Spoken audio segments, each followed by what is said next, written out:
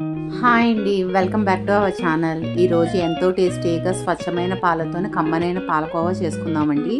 మీరు కనుక first time నా ఛానల్ చూస్తున్నట్లయితే ప్లీజ్ సబ్స్క్రైబ్ చేసి నన్ను సపోర్ట్ చేస్తూ ఉండండి.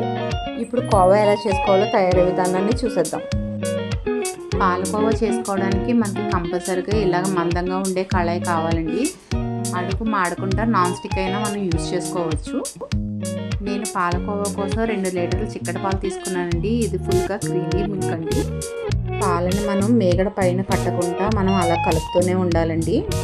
పాలను కలుపుకోవడానికి ఇలా సిలికాన్ స్పూన్ కానీ అట్లగడ కానీ తీసుకుంటే కలుపుకోవడానికి చాలా సులువుగా ఉంటుందండి.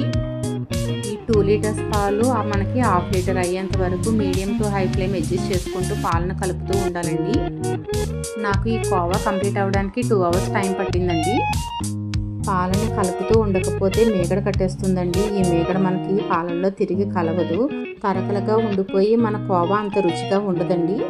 పాలన్నీ బాగా మరిగి ఒక 1/2 లీటర్ వరకు వచ్చేసాయండి. ఇప్పుడు మనము 200 ml షుగర్ వేసుకుందామండి. షుగర్ మొత్తం పాలలో కలిసేలాగా బాగా కలుపుకోవాలండి. ఈ స్టేజ్ నుంచి స్టవ్ని సిమ్లో పెట్టుకొని పాలని దగ్గరగా అయ్యేంత వరకు ఉడికించుకోవాలి. కొంచెం కష్టమైన మనం ఇంట్లోనే పాలకోవా చేసుకుంటే ఈ కోవా టేస్ట్ బయట ఏ స్వీట్ స్టాప్లో కూడా దొరకదండి. మనకి కోవా మనకి దగ్గర పడిపోయిందండి. ఈ స్టేజ్లో ఉన్నప్పుడు మనం స్టవ్ ఆఫ్ చేసుకొని ఇలా కలుపుతూ చల్లారి పెట్టుకుంటే మన కోవా ఇంకా దగ్గర పడుతుంది. రెడీ అయిన కోవాని ఒక ప్లేట్లోకి ట్రాన్స్ఫర్ చేసుకుందామండి. ఇప్పుడు కొద్దిగా కోవాని తీసుకొని మనకు కావాల్సిన సైజులో కోవాలను రెడీ చేసుకొని ప్లేట్లోకి పెట్టుకుందామండి.